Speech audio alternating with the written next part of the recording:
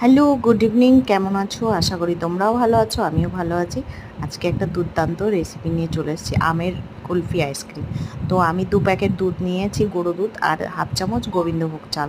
আর কিচ্ছু না, এই যে আমটাকে ভালো করে ধুয়ে বীজটাকে কেটে নিয়ে হোল টাইপের একটু বানিয়ে নিতে হবে। হ্যাঁ, এমনভাবে করতে হবে যাতে আমটা ফুটো হয়ে না বেরিয়ে হয়। তারপরে 1 কাপ গরুর দুধ আর 2 প্যাকেট গুঁড়ো দুধ দিয়েছি, দিয়ে ভালো করে জাল দিয়েছি।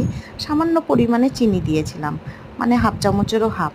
তারপরে এই যে কাস্টার্ড আর গোবিন্দভোগ চালটা একসাথে মিক্স করে, এটা হ্যাঁ, কাস্টার্ডটা কিন্তু দুধের পরিমাণ হিসেবে দেবে তোমরা সবাই। আমি 1 চামচ দিয়েছি, দিয়ে কেটে কেটে তারপরে যখন থকথকে এসেছে তখন ওটাকে ঠান্ডা করে নিয়ে এই যে আমের ভেতরে ক্রিমের মতন করে ঢুকিয়ে দিলাম।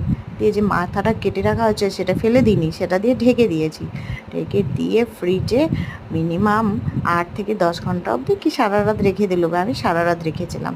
নিয়ে এইভাবে রেখে দিতে হবে। পরের দিন যখন ছেলে কাটছে বলছে, মা এত ঠান্ডা পারছি না কাটতে। তো আমটাকে বেশ আলুর মতন আম ছোলার মতন ছুলে নিতে হবে। তারপরে আমি কাটা শুরু করলাম, সত্যিই পারা যাচ্ছে না, কিছুতেই ধরা যাচ্ছিল না। তারপর কেটে আমার কর্তামশাইকে সার্ভ করলাম। তো কর্তামশাই এমনভাবে খাচ্ছে, কি না খাচ্ছে। তারপরে আমি বলি, কী গো, কেমন লাগছে, ভালো না? তারপর অনেকক্ষণ বাদে বলে, বাহ, ভালো হয়েছে। তারপরে এই যে আন্টি এসছে, আন্টিওকে খেতে দিয়েছি। আন্টি তো এত প্রশংসা করলো। তো তোমাদের কেমন লেগেছে?